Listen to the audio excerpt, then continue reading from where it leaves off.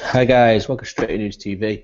Been a hell of a long time since we did one of these, but yeah, I think we sort of Dale's gonna have to do a bit of Stretty cast. Serge is getting his nuptials ready. He's getting married in August, so he's a busy man. He's doing some all sorts of things, and Jonathan's concentrating on a bit more work as well. So I've decided to take the reins of Stretty News TV, and get back on with it. Tonight I'm joined with a newbie to Stretty News TV, and a fellow J stander, Joe. How are we doing, Joe?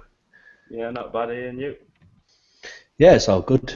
We've just watched England play. Unfortunately, as these midweek internationals go, it's just not the best, is it, Paul? Really not the best. And then Smalling comes off. It looks like illness. It looked like a concussion when he came off, but Yeah, didn't look in a good way. no, it's not the best of stuff to go on with. But yeah, what I was going to do tonight was just cover little bits about Liverpool. Obviously, we can't gloat too much until the end of the season, but it's always nice to start the Gerrard goodbye party off quite early. So I thought we'd have a quick recap on that, and then followed on with the Villa preview for this weekend. So I think we'll start on. How did you think that Gerrard's 41-second goodbye when not last weekend, the weekend before, Joe? Definitely the best 41 seconds of the season. I watched it in a pub in York. Couldn't get a ticket. Surprise, surprise. And surrounded by Liverpool fans, and the cheer goes up as Captain Fantastic comes on, and then 41 seconds later, an even bigger cheer goes up when he gets sent off. So yeah, not bad really.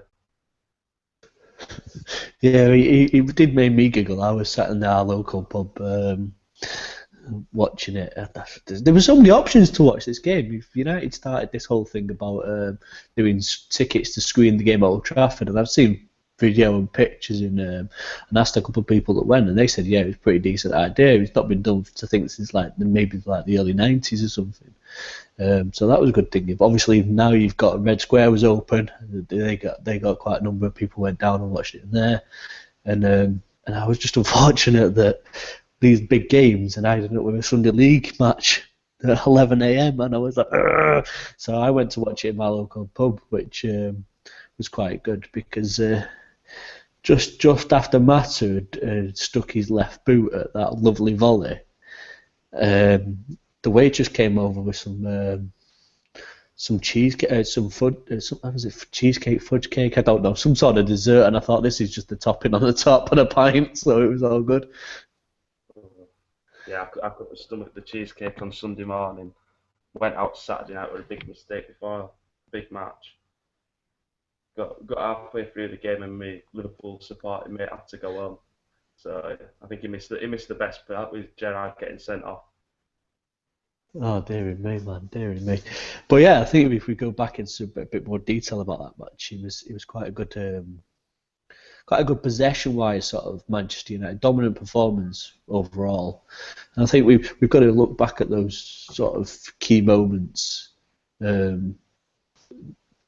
fondly in a United sort of way. Obviously, Gerrard getting sent off helps, but I also thought there's like the moments with Herrera's ball into Mata for the first goal was super vision. And what United, if I think Brian Robson's come out this week saying that Herrera is just the man that United need, and he does superb at those times. So for his first season, he looks like he's doing the job. Right, adding on to that as well, looking at the second goal with Di Maria's chip over the top, that's something we don't seem to have seen an awful lot of, say, since the only time I can remember him bringing out things like that with the Spurs game the week before with the cross. Oh, not the Spurs game, sorry, the Arsenal match, the Rooney's header. But before that, we haven't really seen anything since September of that ilk. Yeah, he's I think having Mata on that right side obviously forced Louis van Gaal's hand into when he did bring Di Maria on during that Liverpool game that he had to play on the left side. And if any of you watch seen me on Twitter, I've constantly go on about why is he not played on that left wing. He's a left winger. He played there for Real Madrid for so many years in left wing position. And that's probably why most of the time it's not worked. Although I did actually go back and watch Mata's movements, and because Match of the Day highlighted it quite a lot about the way that Mata comes inside. Mata comes inside and he doesn't just dink a ball into nowhere. He comes inside and creates play, links up play, makes 1-2s, and keeps holding possession quite well. But yeah, Di Maria back on that left hand side was able to come in, and he. We get the penalty for Di Maria's pass across the bot? Yeah, he was into Blind. Yeah, Di Maria's pass into Blind goes over. So yeah, I think it was a bit more productive for Di Maria. Wasn't a particularly sort of the performance that everybody else's standard was at, but you know, and he had the 8-yard pass that he puts behind Rooney as well. What the hell was he doing with that? I think that really sums up Di Maria's season so far. The flashes of brilliance that we've all wanted for the best part of £60 million, and then some real schoolboy errors that you wouldn't expect to see on a Sunday morning. Surprisingly, I didn't see. Well, I saw a number of those Evans that Sunday morning, but that was because it was Sunday League football, not a £60 million winger, as you expect to see. Yeah, so I think that. But I like the idea that the form that we've just come into is quite good. Obviously, the Spurs game, and I watched the Spurs game without you because Joe sits in the row in front of me at Old Trafford. But I watched it for me, he stands here too. Anyway, I don't know. I spent the entire you've got to sit down when you're in these stands here too. But I felt myself sat on the edge of my seat for most of that game.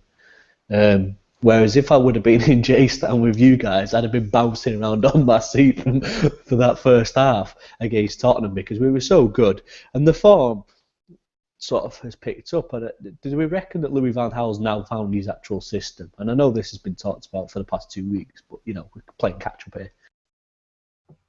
I think it's been forced upon him a bit. I think he's run into it a bit by accident. But if this is what we've all waited, how long is it? 9 months now since he took charge. This is what we've all waited 9 months for the philosophy, and this is it. Then I think I'm not the only one that'd say it's been worth a 9-month wait if we're going to play like this. Like we have played in the first half against Arsenal, and then the first half of the Spurs game, and then the Liverpool game as well. Yeah, and it wasn't. We was not really playing bad football because he'll go back to getting his fact book out like a bloody Benitez wannabe, but because because the statistics are there to show you that United have not won or lost a certain amount of games in so many times. You know, I think I remember in our home form was, what is it now? United have won, yeah, they've won the last 9 home games, and that's going back quite a bit. And we did go on a bit of a run after we played a certain amount of play, like throughout that we hadn't lost and stuff. And I think Swansea was the first loss in so many games. So we're not particularly, we've played what we think is particularly bad, but it's not bad. And at the end of this weekend, before City even gets to kick a ball, we could be sat in their place. So you know, I think we've got to be slightly thinking that this is turn the tables these past couple performances, and this weekend's got to be the kick on. You know, unfortunately, international break breaks the rhythm, but you'd hope that we come back a bit stronger. What do you think, Joe? Yeah, like you've said, the actual results-wise hasn't been that bad. Even if we look back to the Derby game and then the run after that, I think it was something like 16 games unbeaten. It was the Derby game and then the Swansea match just in the new year, I think. So it was something like that. And them games unbeaten, but I think it's more the style of play that it was using. It's much like watching England tonight. I'd rather stick pins in my eyes than watch that game again, because for all England are keeping the ball, or for all United were keeping the ball, there wasn't that cutting pass at the edge. But I think that's what he's managed to find in these last few games, having Mata in the team. And another one, Fellaini as well. Like, I'll be the first to hold my hands up. Last year, he didn't look a United player in a million years, but over the past few months, he's really come into his own. Yeah, I think we've got to. I think most United fans are going to hold their arms up from the end of last season. You know, a lot of United fans, including myself, would have been shouting that we should have been selling him, and we've been made to eat our own words. But I think that's more his position on the pitch more than anything else. He seems to be one of those players that wants to play off confidence as well. So when he's having a good run of games, and he's producing it for Belgium over this international break as well. You know what he scored again tonight, has he? Three in Um, 2 games. 3 in 2 games, which is strangely enough the exact same amount of figure that Falcao scored over the past 2 games for Colombia. So that's a bit strange one because I never thought I figured out that we'd see him on such goal form, given his form for United. Is that a point? Is it on a point that, for instance, now that Fellaini is now in the starting 11 ahead of, for instance, um, a returning Van Persie and a returning Falcao. I think absolutely you have to have Fellaini in there ahead of Van Persie now. You'll know Ian, my opinions on Van Persie this season. And I've been made to eat my own words once. I think it was the Everton game where he scored a volley into the top corner, but he's the type of player that doesn't seem to be wanting to play for the shirt at the minute, and just his attitude on the pitch, from what I've seen and what quite a few people around me have seen, it looks like it stinks at the minute. Like, I don't know if that had changed now he's being out injured and he'd have the hunger again to get back in the team. But I'd definitely stick with Fellaini for the foreseeable future.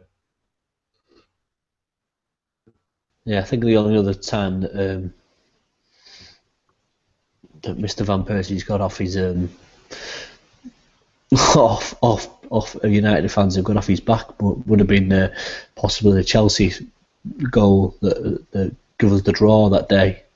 But yeah, I think I'm going to slightly agree with the Fellaini idea. And his goal against Tottenham was great. But I think that's down to another return of Michael Carrick. Carrick comes back in the team and he starts playing forward balls, and that's what you get. And it wasn't just forward balls; he gets himself into little gaps. And I've been meaning to sort of make some videos for Stretty News that shows that and sort of gives you more tactical sort of analysis on why United played like that way for Tottenham. But you know, everybody can see that for themselves when Carrick makes a ball like that. And they're the balls that Van Persie used to get on the end of a couple of seasons ago in Sir Alex, like last title winning season. Was those are the passes that got into there, and he did it again today. Today he comes on for Smalling for England, and his first pass is forward, and I think that's another part of this. It's not a part of philosophy. That's a part of Michael Carrick. That's a part of United's way of playing forwards football, and maybe that this way of having to deal with a loss of a couple of players and then the return of Carrick has helped bring us a bit more into a United sort of way of playing football. And yeah, you've said it that Louis van Gaal may have had his hand pushed into a direction and he's accidentally stumbled across this, but he's come has it come at the right time for United? You know, but that run of form at the moment, apart from the loss in the FA Cup, really sort of shows United in pretty not a bad sort of way, really. You know, we're not conceding goals, but we're still scoring goals, and I think that creativity in the midfield, now that you're using Mata, Herrera, Fellaini, Carrick, they're all central midfielders, and I think this is sort of really scary for anybody who's a winger at Old Trafford because they've got to start thinking, well, hang on, am I bloody getting in this team? Because apart from Young at the moment, I think Young's the only person you could actually say that should deserve a place in the United starting 11 week in, week out because of his form throughout the season, not just of late.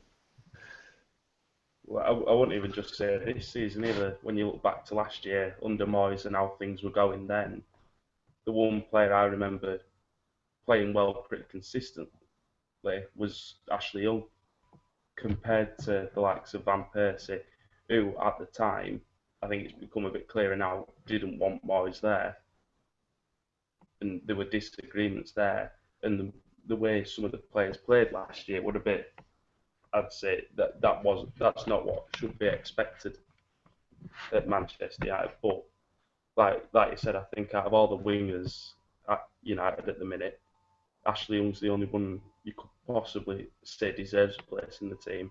You look at Di Maria, as we said, he's got his flashes of brilliance, but for all of that, I honestly don't think he's worth having one of you players only be able to produce one thing a game or something like that. It doesn't really do much tracking back for me either.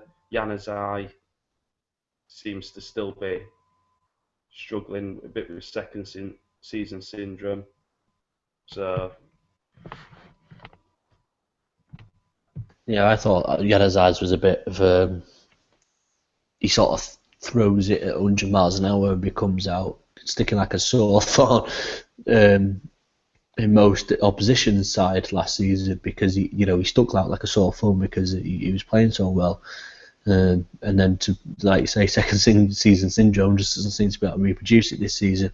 But then again, he's not really had the sort of chance with this sort of tactical melee that Louis van Gaal went through of changing tactics. We started at 5-3-2. Now we seem to be playing 4-4-2 diamond. And at times we're not. Now we're playing 4-1-4-1 and stuff like that. So it's all a bit of a sort of changed up system. And like I said before, is that wingers are not going to have the sort of chance to get in when you've got such central midfielders, mostly apart from Fellaini, dominating the midfield in Carrick.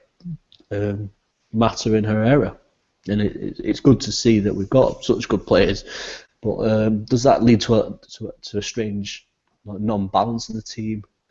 Louis van Gaal talks about this all the time. We've got balance in the team. We've got no balance in the team. Well, hang on a minute, stop playing the left winger on the right wing, will you? And then he puts Mata, who's attacking midfielder, on the right wing, and it seemed to work. I don't know where this balance is coming from, but it seems to work all the sense. Anyways, we'll move slightly on to the Villa game now. We seem to have tried slightly at it. And it's just the previous 6 meetings that United have with Villa have all turned in with a United win. Apart from the previous one was the 1-1 draw at Villa Park this season. So that's going to be a good emphasis. Don't know why I'm muting myself then. I was thinking I should unmute you, Joe. But yeah, that's strangely enough, United have scored 18 goals in the past 6 meetings with Villa. To Villa's 4. And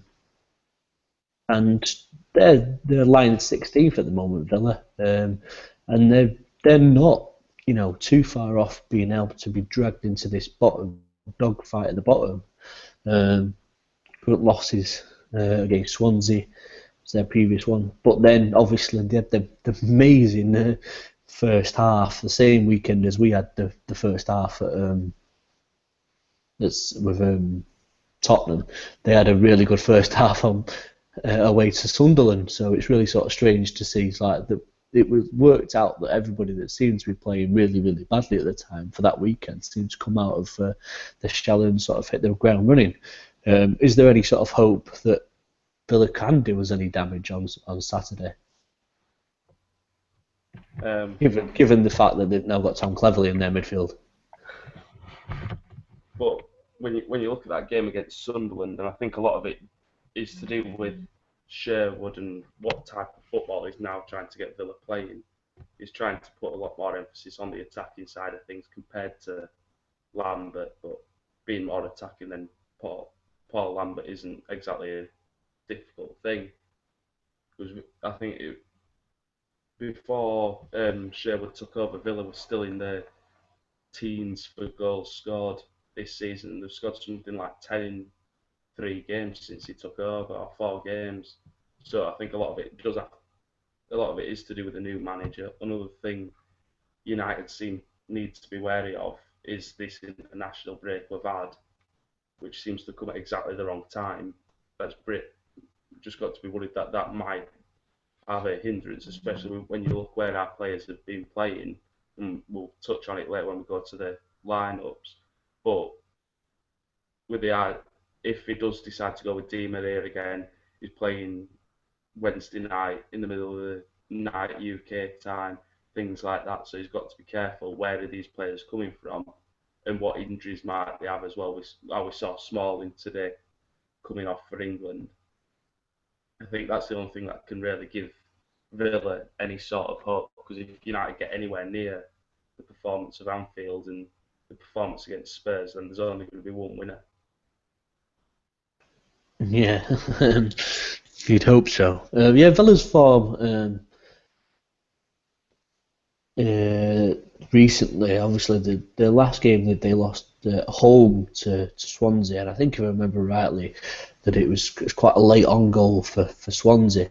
So that's was pretty harsh on them. Obviously, a 4-0 win away to Sunderland, but then they had 2-0 home wins, 2-0 home win against West Bromwich Albion in the FA Cup, and then the 2-1 win against them in the league previously. So yeah, that attacking sort of minded sort of probably turned their season, and you'd hope that that would be the end of another run. You know, that Swansea would have killed their confidence, and potentially that upsets them as well as us. As you know, we've got a run of form, and they can't bounce back from that defeat despite having a couple of good results before it.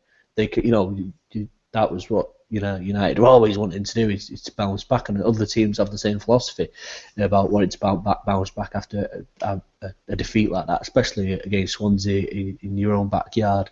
And it was probably, I think if I remember right, it was a late on goal, so they would have wanted to bounce back. So this international break doesn't break it up for us; it breaks it up for both teams. But I think that overall that we've got the better sort of situation, especially at home. With previous wins like March last year, this time last year, 29th of March, we played Villa at home 4-1. So that's a bit of a sort of, and we've always seemed to play them quite. We've got an average sort of Villa game. We've always scored 3 or 4 goals apart from the draw in the past 6 games. So that's a bit of a strange sort of situation. Do you reckon we're going to bang some goals in then? Yeah, I think looking at scoring wise, it's going to be another 3 or 4 goals for United. Only thing I could see is maybe a Villa goal coming the other way, especially if Smalling is out, because for the amount of stick he does get from some Reds, I think in our back line this year he's been one of our better performers. When things were changing at the start of the season, the only major mistake I can remember from Smalling is that red card in the derby, which was idiotic and nothing short of that. But it does seem to have become one of our more consistent performers.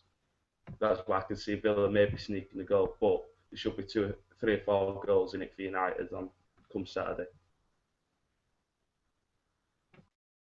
So you definitely, we shouldn't really be having any worries with United, hopefully. Yeah, I'm just trying to have a nosy through Twitter then while you were talking to see if we could think of anything else. Strangely enough, talking of that, Smalling doesn't seem to be mentioned in the trends of Twitter, but Phil Jones is second. I don't know. Jesus Christ. What else is... the world goes mad. Jones playing the Pirlo role. Yeah. Number 8, it says it all, doesn't it, really? Yeah, just getting back to defence and hopefully he'll do a job there. And yeah, there's another point in it. If Smalling can't make it, then we've got to put Jones in there. And he's given some nervous performance this season. Doesn't matter where he plays on the bloody pitch. He was playing left back at one point against bloody Tottenham and nearly put it in his own net. It wasn't for De Gea. So yeah, I think we're going to sort of move on to lineups. Give us your team for Saturday. I know that you've been waiting to tell us where all these players are coming back from. Yeah. So obviously De Gea in that, I think it goes without saying this season. Just hope that'll be around next year again. Maybe Smalling, depending on what's happened tonight, if they don't want to play him. If not, I'd go for McNair at centre half alongside Jones. Other one I'd change from Anfield, and the only other change that I'd go for would be Raphael in for Valencia. Just think against a team like Aston Villa, and no disrespect for them really, but as Manchester United, he should really be going for an attacking formation, and I think Raphael would give that bit down the right hand side. Blind at left back, Carrick sat in front of the two centre halves. Then Herrera, Mata, Young, and Fellaini. And what formation you want to make of that, I don't really know. I'm not sure if Van Gaal knows either. But I think he said Mata's playing in a false right wing position. Just as long as you put them on the pitch. Yeah. You mean? As long as you manage to get them all out there, and then Rooney up front.